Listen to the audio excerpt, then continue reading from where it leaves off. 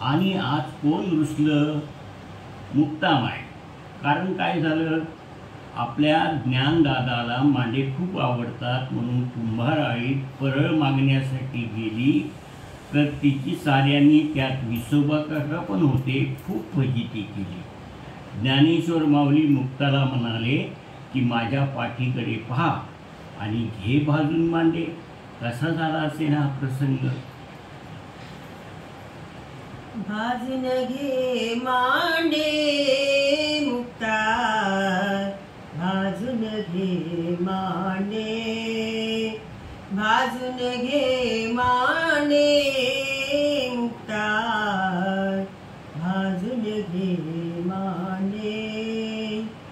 योगाग्नी बघत तप्त झाला, पाठीचे कर भांडे मुक्ता, भाजून घे मांडे, भाजून घे मांडे मुक्ता, भाजून घे मांडे.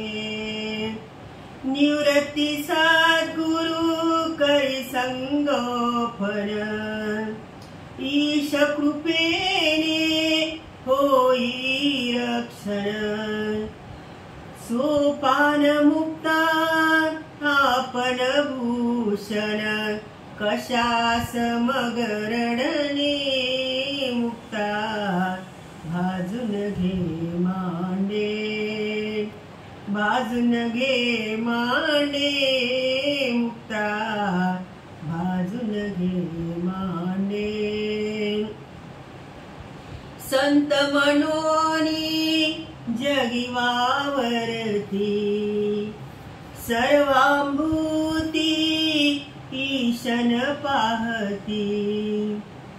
कठोर वचना नित्य बोलते, घोर तुझ कापडे मुक्ता, भाजून घे मांडे, भाजून घे मांडे मुक्ता, भाजून घे मांडे.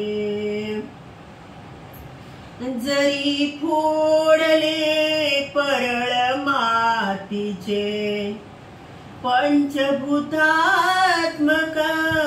या देहाचे.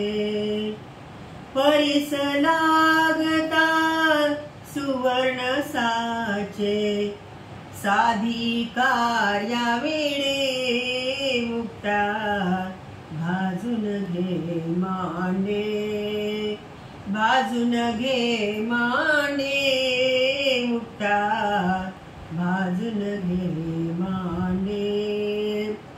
चित्रान्वेषी विसोबा खेचर, नवर देखिला लागहीवर.